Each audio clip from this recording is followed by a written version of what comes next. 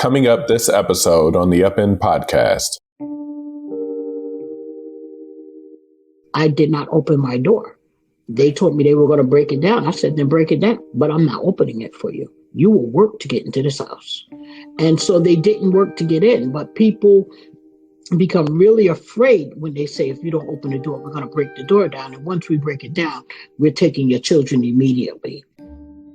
And I just, one by one looked through my docket and was really horrified that people were losing their kids because they didn't have stable housing.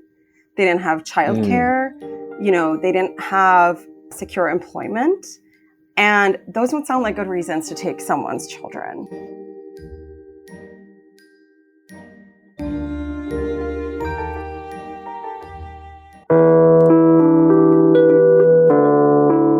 Families separated through Child Protective Services voiced their anger on the steps of the state capitol today. They say the system has a history of racial discrimination. The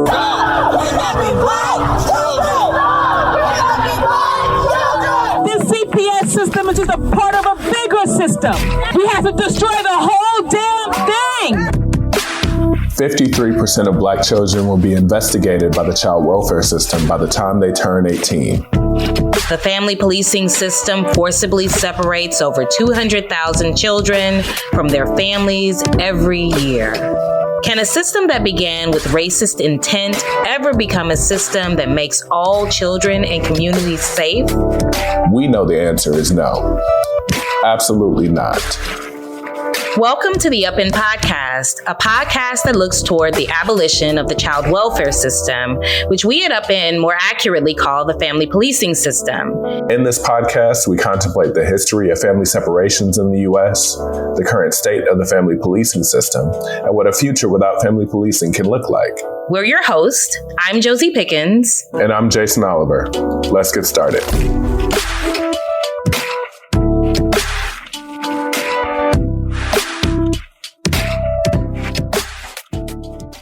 Welcome back to the Upend podcast. In this episode, we'll be talking about the harms of the family policing system. We're glad to have two guests joining us today, Joyce McMillan and Shanta Trivedi. Thanks for joining us, y'all. Thrilled to be here. Thanks for having me. So I want to share a little bit about Joyce McMillan and Shanta Trivedi.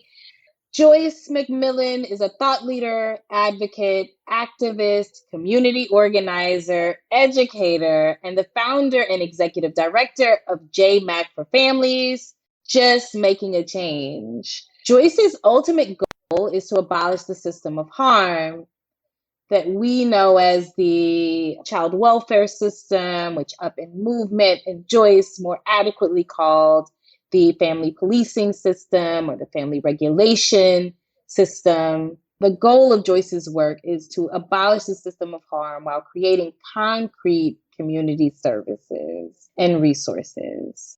Shanta Trivedi is an assistant professor of law and faculty director of the Sayra and Meyerhoff Center for Families, Children, and the Courts at the University of Baltimore School of Law. Prior to joining academia, Shanta was a staff attorney at Brooklyn Defender Services, family defense practice, representing parents embroiled in the family policing system. Trivedi is a widely published legal scholar and policy advocate in popular media, with a focus on promoting approaches to reduce family separation by the family policing system and other legal systems. So welcome, y'all. So happy to have you both here today. And I guess we'll just get rolling into the conversation that we want to have today. And I'd like to begin, Joyce, with you, asking you about your experiences as an impacted mother when we're talking about the family policing system. So Joyce, can you talk to us about how your experience with the system impacted your own health and well-being as a mother? And where were you able to find support, if you were able to find support? First, I would say being an impacted mother definitely brought me to this work.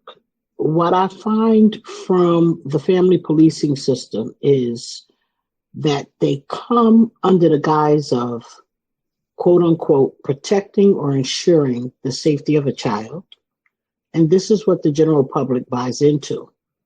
But when they showed up at my house, and from my experience as an advocate, when they show up at any parent's house, they never check and limit what they're looking at to the things that a child has or needs. They really investigate who you are as a person. Therefore, a lot of implicit biases enter into the investigation. They ask questions like, do you have a boyfriend? Are you married? Were you ever married? None of this stuff is relating to the reason they were called, or none of it can show whether or not the child is being cared for. The only thing that would show that whether or not a child is being cared for is to look at the things the child needs and assess whether or not they have it. And the smart thing to do from there would be to provide anything that a family may be lacking. In my case, I wasn't lacking anything. Their implicit biases, they used their implicit biases about drug use to separate me from my children because I had a substance in my system. And I voluntarily, when I was asked, we can utilize the word voluntarily because I didn't know I had the right to say no from the way they expressed their presence to me and the rights that they have. And so I cooperated. I will change that word from saying that I volunteered to say I cooperated with their demands and provided a urine sample, at which time they immediately separated my children. It did not speak to, the urine sample did not speak to who I was as a person, my ability to care for the children, the fact that I was properly caring for them, the fact that they were not in danger, imminent or otherwise. And so this whole idea of protecting children while investigating parents is bullshit. Oh, I don't know if I was supposed to say that on your podcast. It's nonsense. And it has to be stopped because what we're doing is we're surveilling certain groups of people. And those certain groups of people look like marginalized communities that they can easily take advantage of. Yes, and going through this process, and I'm sure that it was a long process before you were reunited with your children. How did it affect your health? Like mentally, emotionally, physically? I'm sure it took a toll on all of those things with you. It absolutely did. I went from utilizing a substance that I had been utilizing since preteen age to becoming addicted to a substance. And so how it took a toll on my health was to make me completely check out because I could not deal with the separation. Initially, I had a very hard time processing it, and I didn't have a lot of support. I had a large family, but my family was torn between what really happened because Child Protection Services would not remove a child for no reason. So there was this unspoken, at times unspoken, and other times said out loud, thing that you're not telling us something. Something happened. You did something. They wouldn't just take your child. And so that's one of the reasons my work has been what my work is, because I think that CPS strategically works to alienate the person that they're investigating from anyone who would otherwise be their support by making these subliminal statements and putting these ideas in their head about what they wouldn't do, which is exactly what they are doing, leaving people to see you as a suspect versus as a person who's being victimized by a government system that has shown complete overreach and direct intention of impacting someone who looks like me and other people who look like me who come from certain communities. I just wanted to give you, Shanta, a chance to speak to, can you share, as somebody who was a staff attorney at Brooklyn Defender Services Family Defense Practice, And if you can kind of talk about what you've seen in terms of how the family policing system is impacting the health and well-being of the mothers and families that you'd serve as an attorney. Yeah, I think like the family and friends that Joyce described, when I was first introduced to the system, I was shocked, right? I thought if you had a case in family court and you were being accused of abuse or neglect, you must have done something terrible. And when I got there, I was overwhelmed by the fact that everyone pretty much was a minority. I was appointed by the court, so all of my clients were also low income. And that is reflective of the larger system. And the kinds of things that my clients would be accused of and at risk of having their children removed or actually having their children removed really looked to me like poverty. And at that time, I was a young attorney. I didn't know about the larger systemic forces at play and the way that the system really worked. And I just, one by one looked through my docket and was really horrified that people were losing their kids because they didn't have stable housing. They didn't have childcare. They didn't have secure employment. And those would sound like good reasons to take someone's children. Let's talk about the outcomes of foster care. What are the actual outcomes of foster care, and why are they ignored in service of this larger narrative that CPS is a system of care?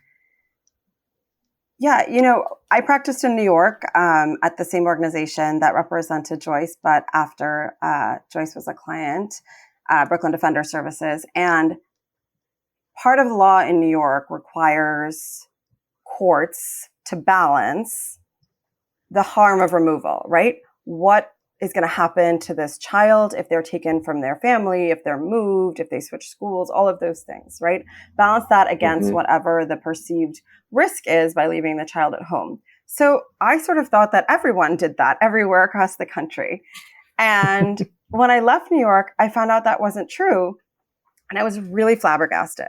And it was at the same time that I was writing my first law review article, and I decided to write about this issue. And the research is horrifying, right? And we are in court, in most courts across the country, talking about whether to remove a child and put them into foster care. But the judge isn't required to talk about or ask about what is going to happen after this court appearance. We're just talking about removing the child, but we're not talking necessarily about where they're going to go or what that's going to look like for them, right?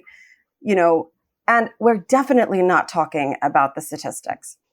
And the statistics are very, very clear that kids, particularly ones who are at the margin of removal, which a lot of these cases are, fare better when you leave them with their parents or their other caregivers, right? And kids who end up in foster care have worse outcomes on basically every metric, from juvenile system involvement to educational outcomes. They're more likely to become teen parents.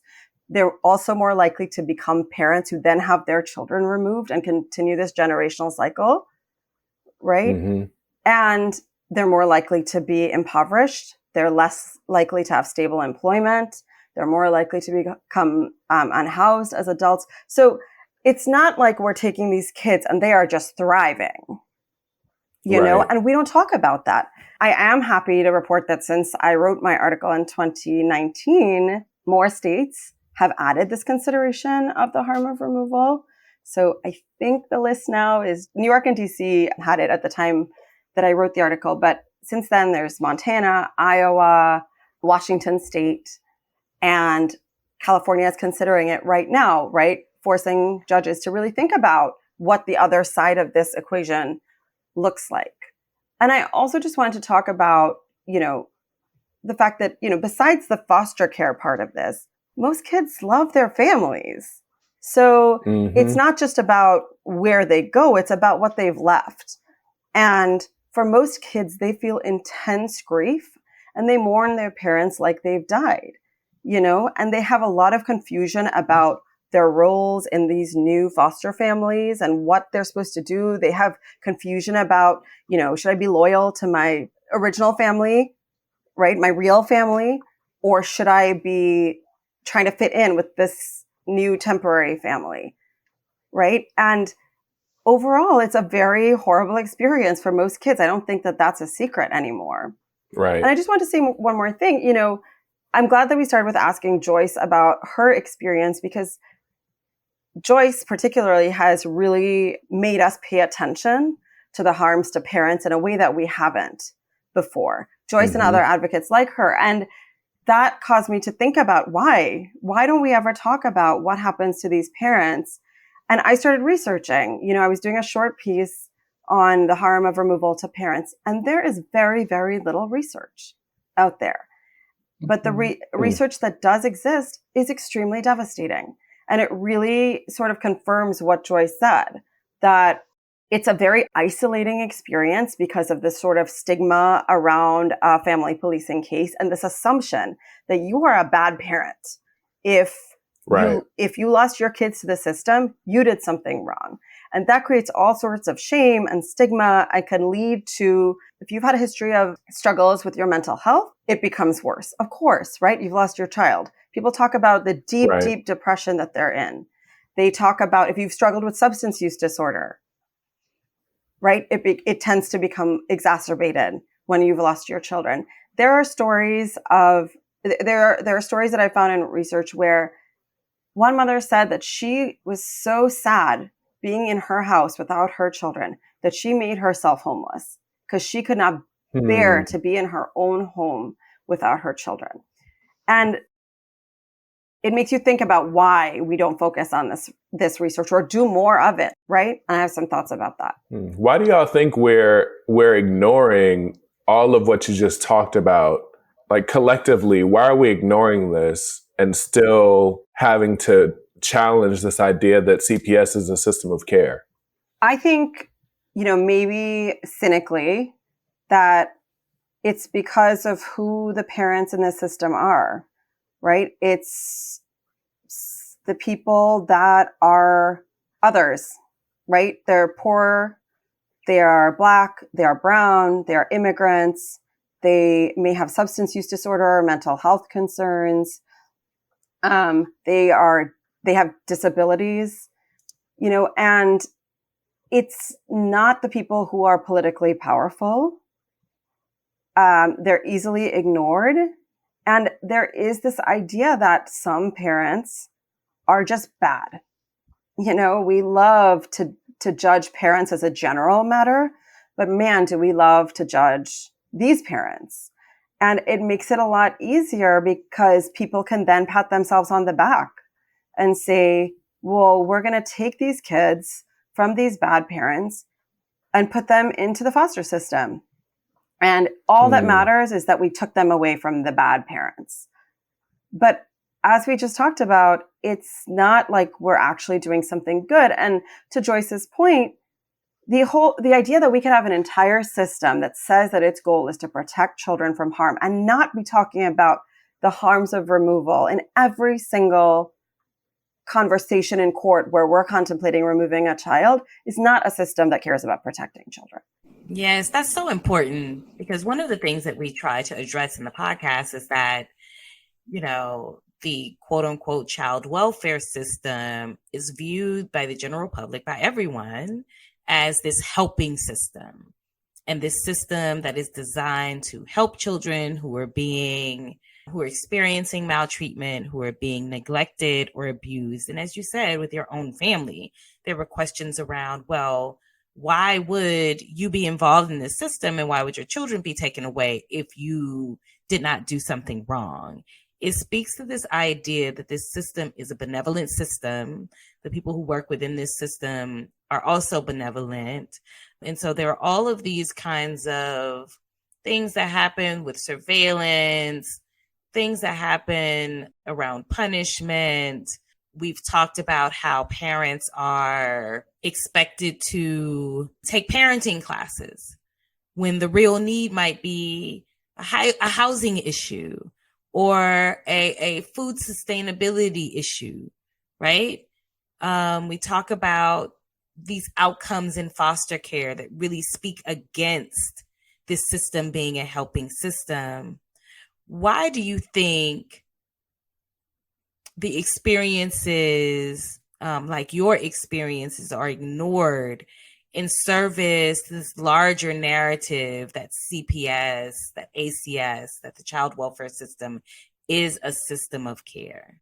I'm gonna go start with that word ignored, because I'm not sure if we're ignored. I think people are hearing us now, but I don't know that we were lifting up before the things that needed to be lifted up to change the narratives and educate the general public on what was really transpiring.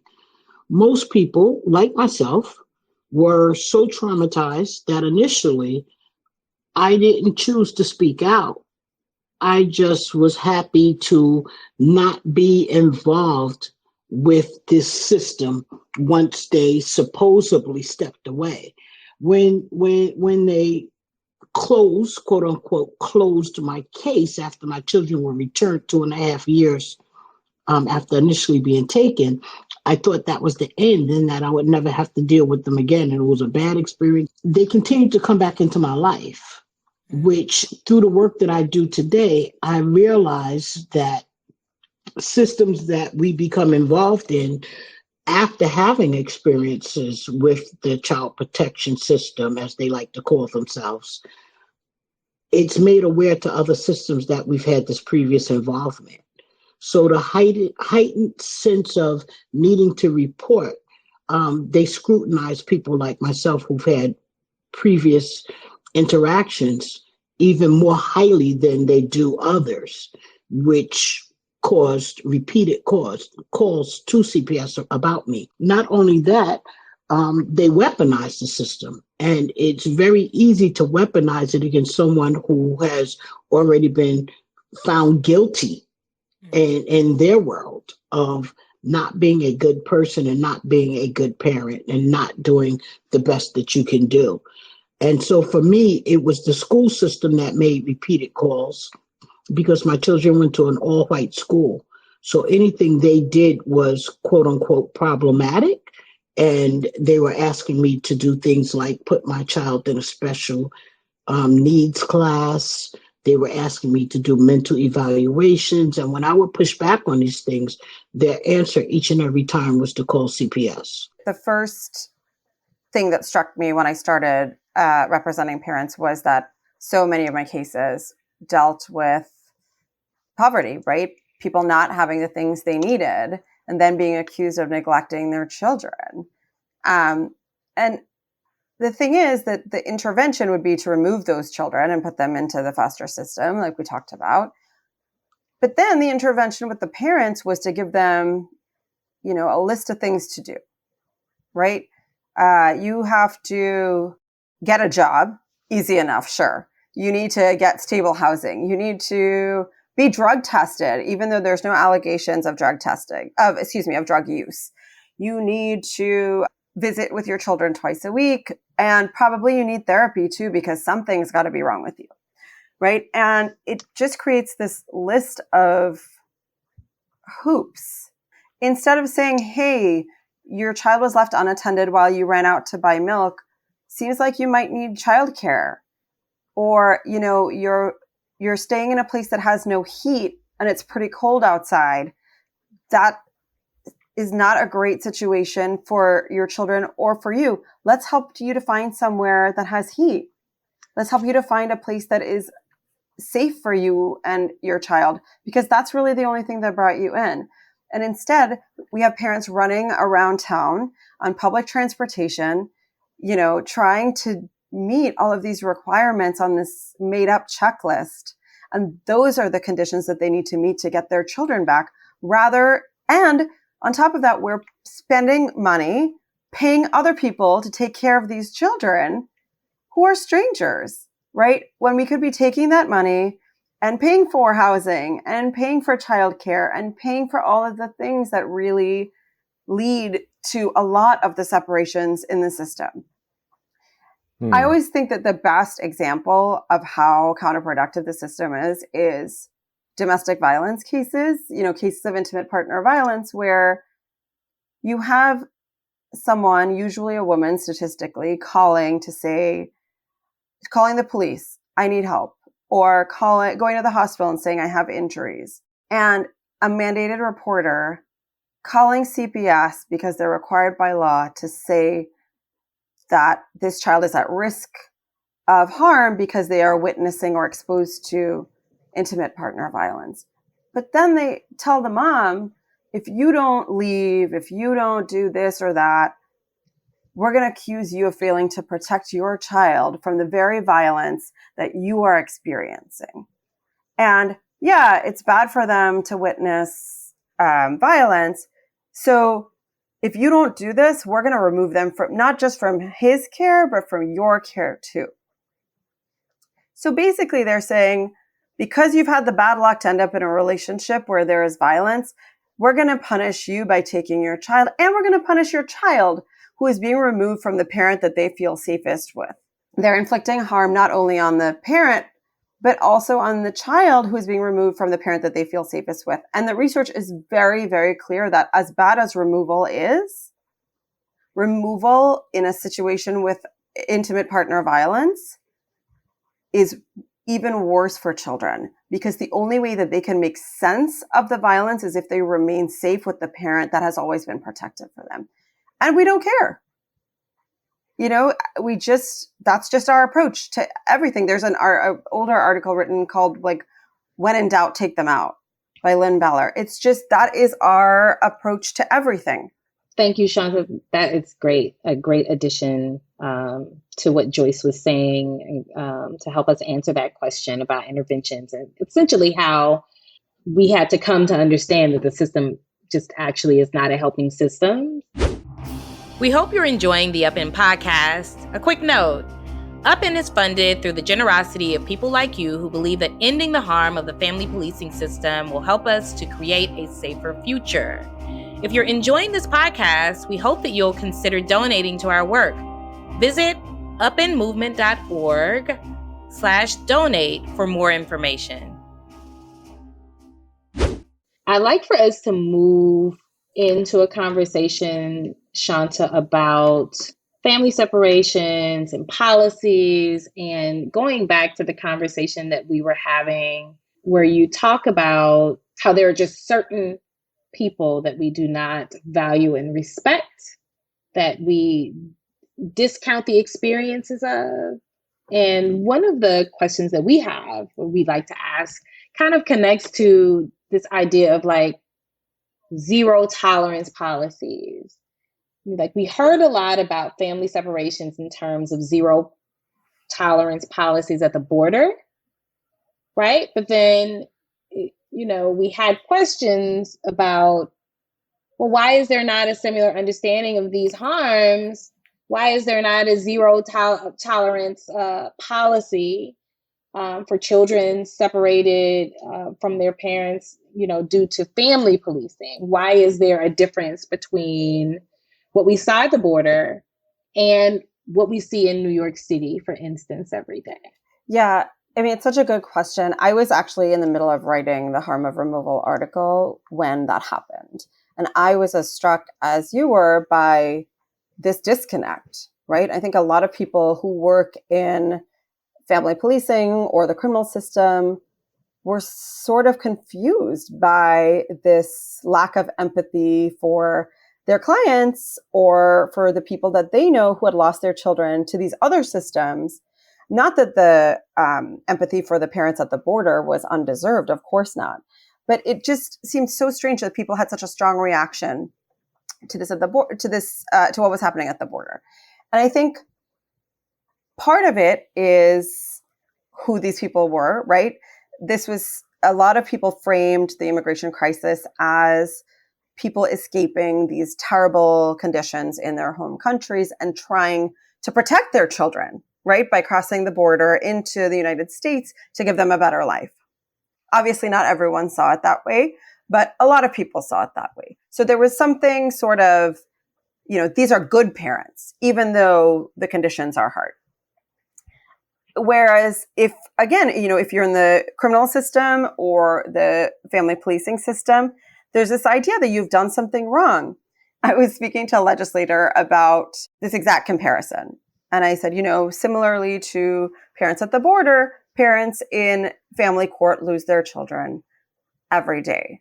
And she said, well, don't you think it's unfair to compare parents in family court who have abused or neglected their children to the families at the border?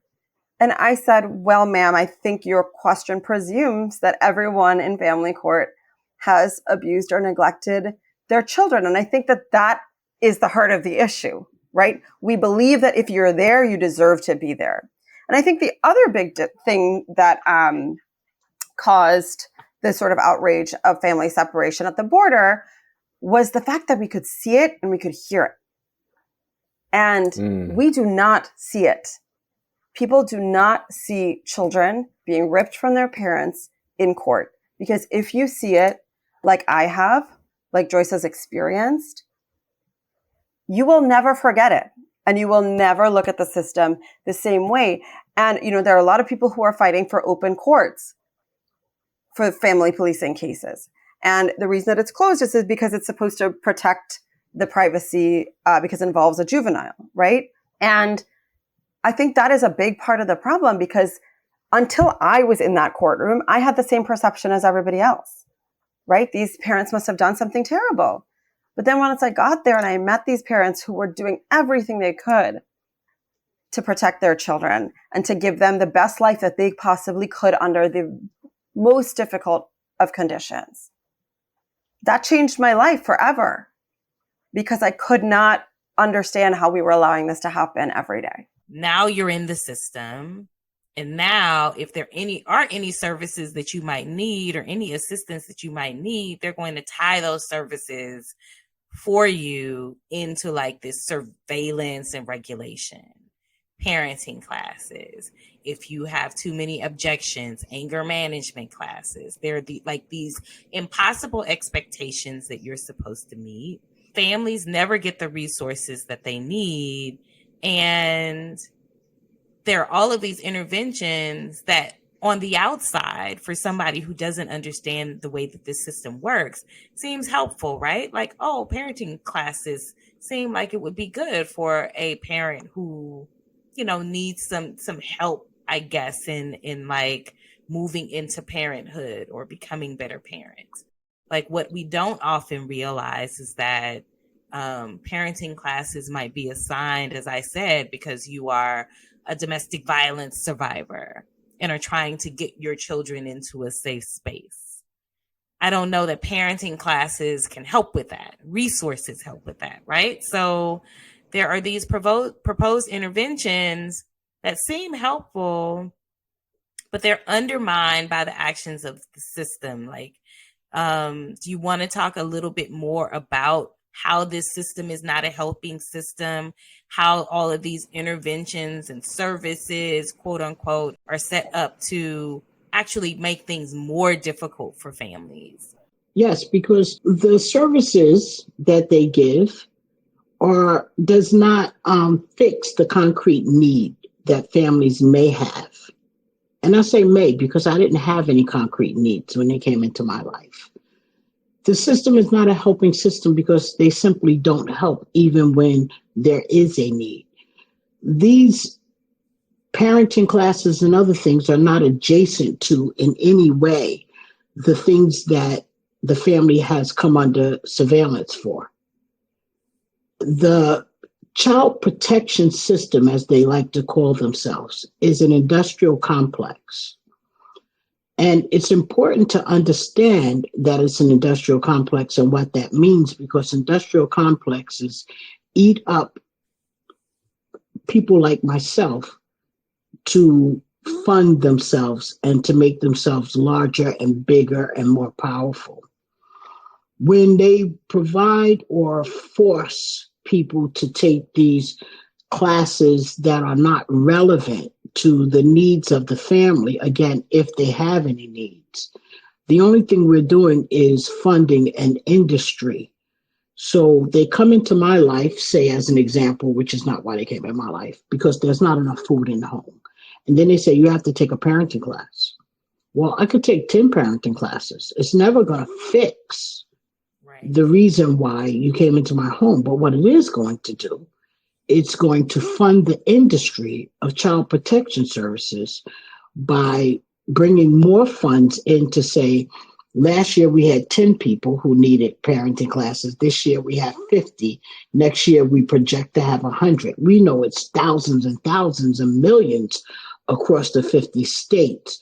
But just to be clear, every time someone take one of these classes, the only thing we're doing is funding an industry and empowering that industry to become more stronger and to have a larger ability to stomp people and families out through judgment, mischaracterization, misguidance, and dishonesty. One of the things that we talked about earlier, Joyce, or that you spoke of earlier, was issues around Miranda rights. You said when you were first investigated by the child welfare system, you complied, but it was kind of an erroneous comply, right? Like you didn't know that you could say no. I know that one of the things that you are working on as far as your activism and your advocacy work right now is around Miranda rights for families. It's so important. It's such an important step in addressing the harms that are happening with the system. Why are Miranda rights for families an important step? Because it's our constitutional right. That's why. And right now, sign me up for an anger management class, because when you push back, you need anger management. I'm pushing back on all of the elected officials who do not support Miranda rights for families when CPS knocks on your door, because it is a Fourth Amendment right. And I have meetings with these politicians, these elected officials, these people who are elected to serve the community. And they want me to shook and jive and dance for them, and to bring other people who are impacted to shook and jive and dance and almost beg them to do what they are responsible to do, even if we were not pushing for this piece of legislation. They are elected to ensure that laws are followed, right? And to draft new legislation and things of that nature. And the constitutional rights of the Fourth Amendment that denies government officials the ability to enter one's home without a court order that was obtained after probable cause has been proven, says to me that elected officials either don't know their responsibility or they're unwilling to take their responsibility serious.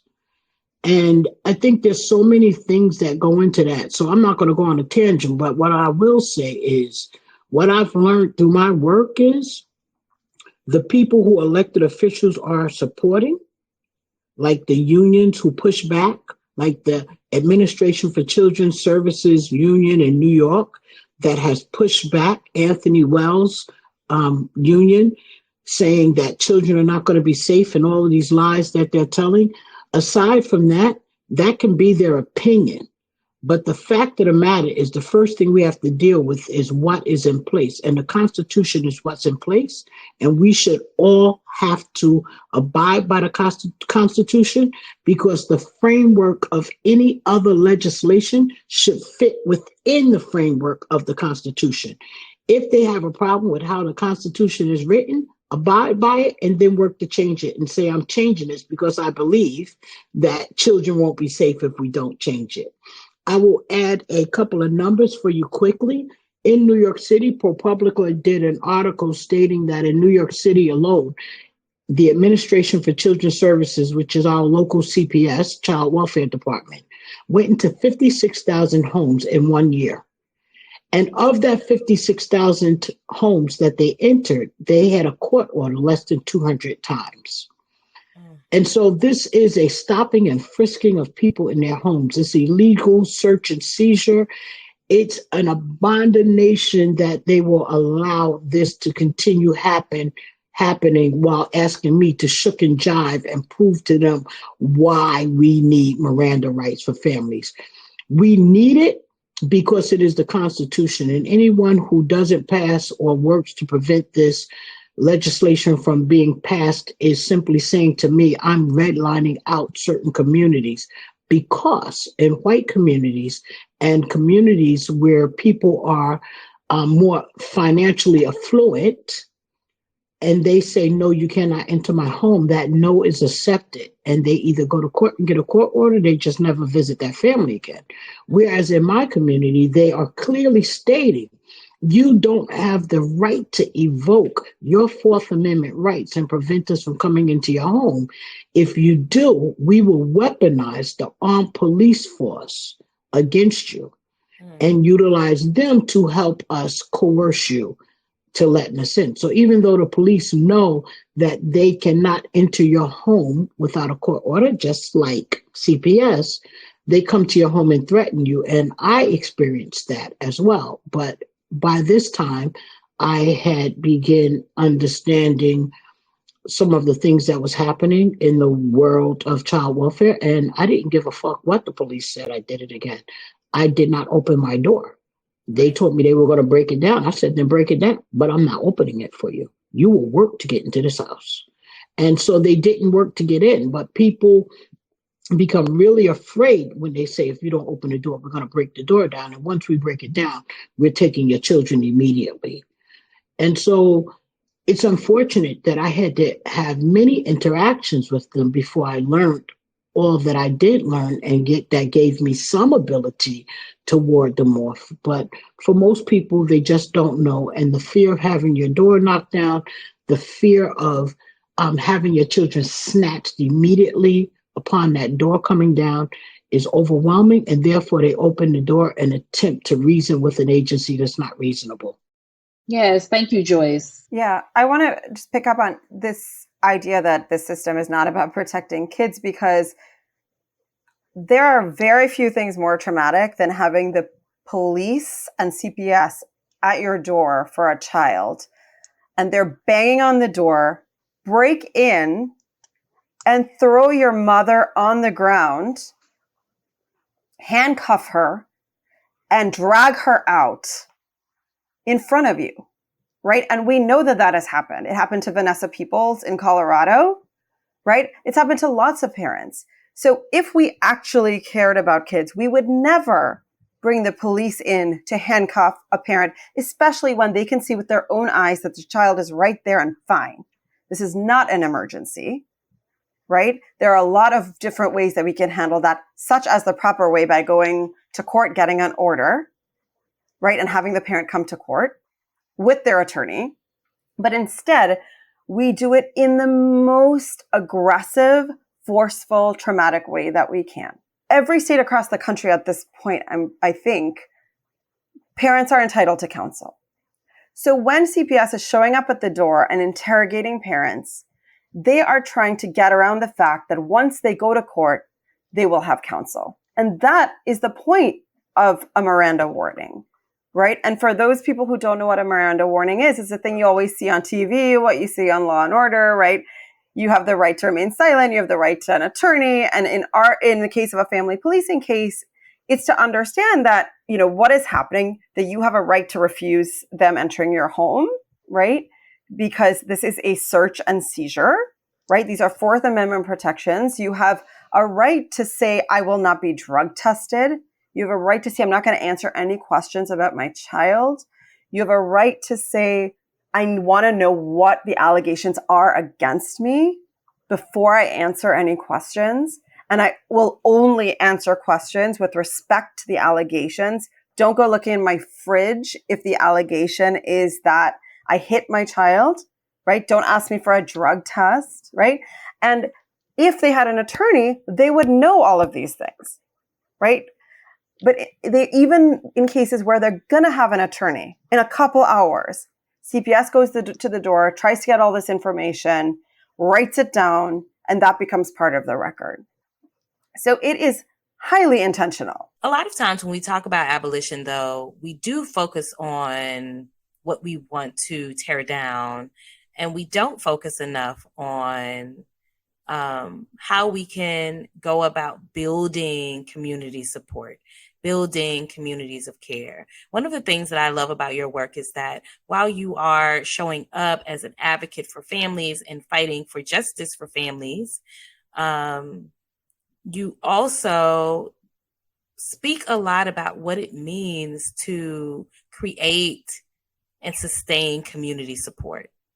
You've been known to say, instead of mandated reporting, we need to create community support.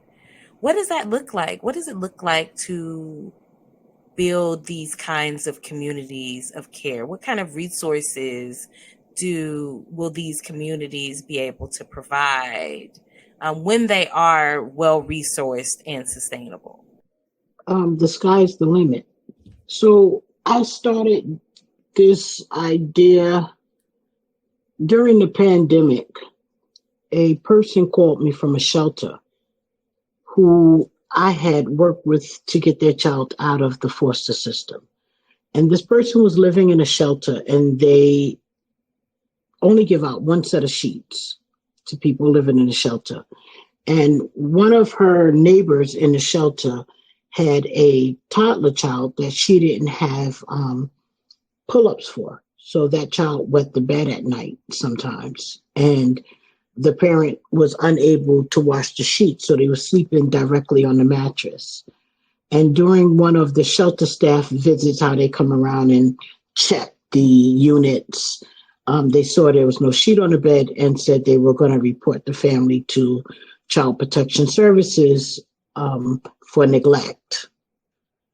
And so the parent, the person's neighbor, reached out to me and explained the situation. And I began partnering with a church in Queens to send me diapers and sheets and all of the other things that people in the shelter needed. So throughout the shutdown of the pandemic, from pretty much the onset until the end, I funded this shelter through, it was actually a synagogue, I apologize, not a church, through this synagogue. People from the synagogue was directly mailing to my home Pampers, books, sheets, shampoo, hot spots, because some children parents was getting called because their children were not online, but the shelter didn't offer Wi-Fi to the families. So they were just sending all of the things that a family would need, including canned foods. And once a week, I would take these items over to the shelter. I continued doing that work after the pandemic ended and we could go outside again. I partnered with a church in Brooklyn run by Reverend Rashid Moore, and we gave out like 1,000 boxes of Pampers one Saturday. And since that time, I have created, in conjunction with the Episcopal St. Thomas Church in Brooklyn, located in Bushwick, where we've created what's called the closet. And Professor John Robinson, who has been very supportive of my work from Columbia University, has helped to run that closet. And I visited that closet last week for the first time in a minute because Professor Robinson is there and I don't need to be there regularly. And I was so amazed. I mean, he gives me the numbers every week. They're open 2 days a week from 10 to 3 on the corner of Cooper and Bushwick Avenue in Brooklyn. And when I got there, it was like 50 people waiting to be serviced. And so they have gently used clothes, strollers, walkers for children, some Similac, tons of Pampers, baby wipes, and all of these other things. Where can folks find you out online? You just kind of gave us some information out in the world so that they can learn more about what you're doing and contribute to this fight, to this good fight that you were fighting, this good trouble that you're making. Let's get into good trouble. Let's get into some good trouble together. So you can find me by emailing me at JMcMillan, McMillan @JMACforFamilies.org. or you can hit me up on Twitter, Instagram, or LinkedIn. LinkedIn, I'm Joyce McMillan. Twitter and Instagram, I'm JMACforFamilies. And if you want to follow the organization for some of the places we're going to be doing Know Your Rights and other things, the organization's handle is JMAC, JMAC_org. I hope to hear from any of you and many of you who are listening today. I hope that you will support the work that we're doing and the work that others are doing to change how families are impacted by the system that claims to help, when the only thing they do is help to create stress and discord. And the only thing they're protecting children from is success. Don't be a part of what it is they're doing. Be a part of the change that's happening. People who want to abolish care about children probably more than others, because we care that when we say we're caring for them, that we're actually doing so. The outcomes for children who are separated from their families by CPS shows any and everything but care for the children. So be a part of the change, support JMACforFamilies, support work that's supporting children and families. I'd like for you, Shanta, to tell us where folks can find you out, online or out in the world, so that they can learn more about the work that you're doing. Mine's very easy. I'm at Shanta Trivedi on Twitter, or you can look me up at the University of Baltimore School of Law for my faculty profile, and that lists all of my publications and what I'm up to these days. Thanks, Josie. Well, thank you both, and that's it for this episode. Check our show notes for links and additional resources. Thank you for joining us for the Upend podcast as we explore family policing system abolition. To learn more about Upend and our work to strengthen families and communities, visit our website at upendmovement.org and follow us on Twitter and Instagram at Upend Movement.